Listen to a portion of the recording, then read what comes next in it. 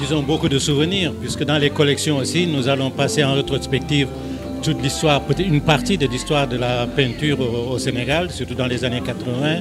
Il y a Diaté Cissé, il y a Krembaï, il y a aussi tous les autres qui ont marqué ce qu'on a appelé un peu l'école de Dakar.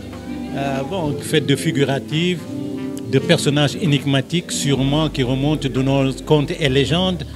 Il y avait quand même, parce qu'il ne faut pas oublier qu'en créant l'école des beaux-arts, Senghor avait fait deux sections. Il y avait section d'art plastique classique, mais il y avait aussi l'école où une branche où il y avait des Sénégalais qui n'avaient pas de contact avec les arts européens, qui ne connaissaient pas l'histoire de l'art en Europe et même dans le monde. Ils le peignaient par instinct. Et c'est grâce à ça qu'on a créé l'école de Dakar, qui est un style.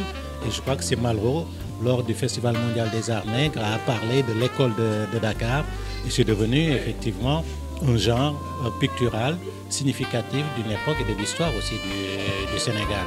Donc c'est tout à fait heureux de voir qu'il y a ici une belle collection. Ce ne sont pas seulement des œuvres qui ne datent pas de 2000, mais qui datent d'une époque antérieure. Et c'est bon de revisiter et pour voir aussi quelles sont les influences de ces plasticiens qui étaient presque des doyens avec l'art moderne. Quand je vois que Cret déjà découpé des morceaux de Rabal qu'il incorporait dans ses dessins, bon, aujourd'hui c'est presque dans les dessins, dans les tableaux on le voit. Mais je dis que l'influence de Cret est quand même est notoire dans le déroulement effectivement de cette école, l'évolution de cette école de Dakar. Mais je trouve que l'art au Sénégal, plutôt, pour beaucoup, en tout cas pour beaucoup de peintres, stagne plutôt. Parce qu'on assiste à des répétitions. Je ne sais pas si c'est parce que c'est le village des arts qui fait qu'en se côtoyant mutuellement, l'œil étant, je ne dirais pas espiègle, mais l'œil capte peut-être et le met dans la mémoire. Peut-être qu'instinctivement, ces peintres aussi reprennent des morceaux ou des trucs. Et ça, je le constate très, très fort.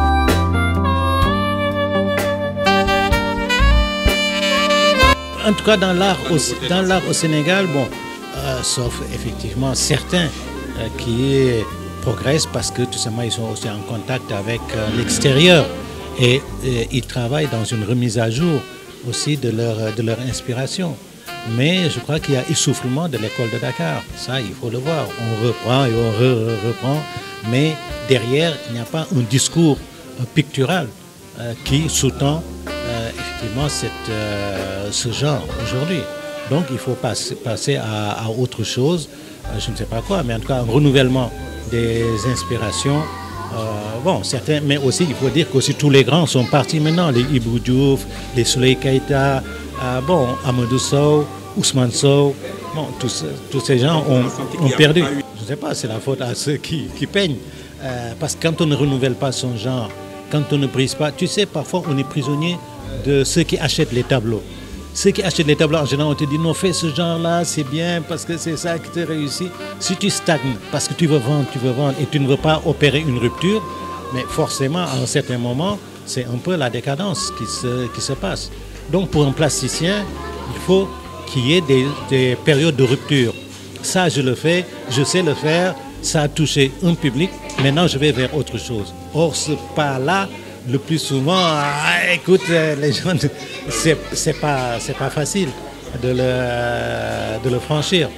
Parce qu'il y a peur de perdre un marché, de perdre une clientèle quand on renouvelle, quand on change constamment de palette. Mais on peut le faire tous les 5 ans ou tous les 10 ans. Et ça veut dire qu'effectivement, on n'est pas resté sur place. Les grands maîtres du coloriage, effectivement, sont partis. Je pense à Ibou Diouf, qui était le grand maître, pas seulement du coloriage, parce que Ibou Diouf avait la transparence. Quand tu vois ses tableaux, au départ, c'est un peu la couleur qui gère, mais plus tu fais attention, plus tu vas ressurgir des personnages à l'intérieur même du tableau. Et pourtant, c'était un des pionniers de l'école de Dakar. Il y a Souli Cissé, qui est quand même l'un des plasticiens aujourd'hui, qui constamment renouvelle, qui questionne qui tourne autour de ces problématiques elle-même et qui parfois se prend même pour un modèle. Sa souffrance aujourd'hui, après donc sa maladie de diabète, et qui offre des tableaux quand même qui sont émotionnellement prenants.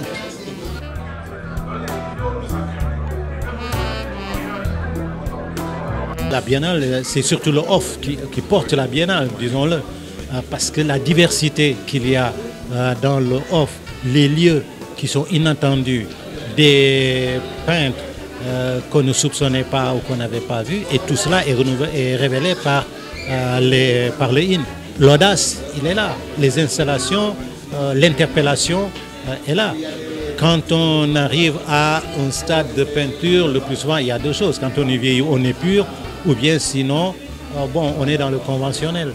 Et c'est ça. Moi, je dis que sans le off, la biennale perdrait un peu de son aura. Et c'est le off qui lui donne ce dynamisme, de par sa variété, de par la force des propositions, mais aussi des audaces qui sont là, aussi bien dans les lieux, aussi bien aussi sur les Siemens.